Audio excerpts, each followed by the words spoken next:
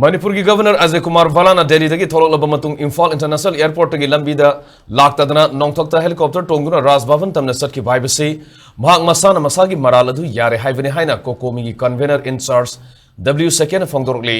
ngasi Kwakaithal Bazar da Cocomi ki oina emergency press briefing amada mahana makha taraduna saliba thas ki tangkunda mangarak suba Siroi Lili Festival hongdokpagi pauloba paumising satpa matamda Gwaltabi Sek Posta leiba Central Force Mahar Regiment ki personnel na Manipur se transport ki bus adu da thariba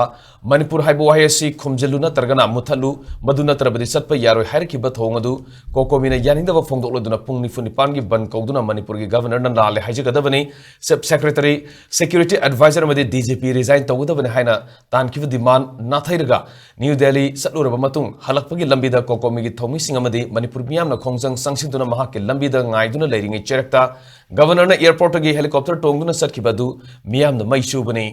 maisuram labanina makha taba khongjang lepa letena sangsin kigani haina phongdorle ngasigi khongjang adugi makha tarpoina governor na tawriba thong adu yaninda ba phongdorleduna governor gi mitam saduna mai thaki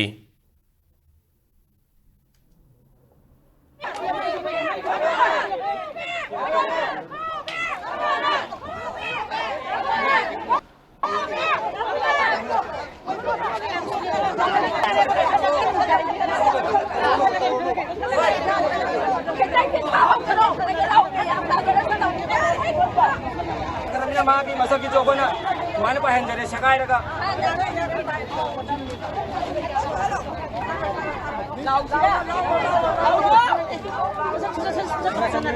Governor Hilubuta Kongakanda, Manipur Paki Praza, Singasibo, Mahana, Hemagi Mota, a quite of Karim Nava, Usitoidi, Monga Makamana, Chatabaisa, Cocomi, Yam, condemned away, Amadi Adumlava, Maki Seli Badumlava, Michelle Sa, Masako Pang the Badia Dumlava, Governor Ramani Haina, Logia Bagalana, Mark Manipuragi, Manipur Governor Sa, Mark Schweiner from Tadokadavani, Natragadi, Manipur Praza Miam, Yoda, Mark Masan, Kinazakadavani, I said, Cocomi, Nangasi, Sumlava, Prince Senior Tanga, Lotoxeri, Aduga, Loinana, I quite. Kasi sangsali ba function sina aroy ba nate ay koy hayenso makata na Manipur ki governor na apology to pawda lady ba Manipur da lady ba central ki institute sing ay koy kinsan ba ki function sanction jagani amadi district ki tongan ba DC sing ki putang da ima singna adom la ba memorandum pi ba ki function sing asi Manipur ki tongan ba district sing asi da koy soina sanction jagani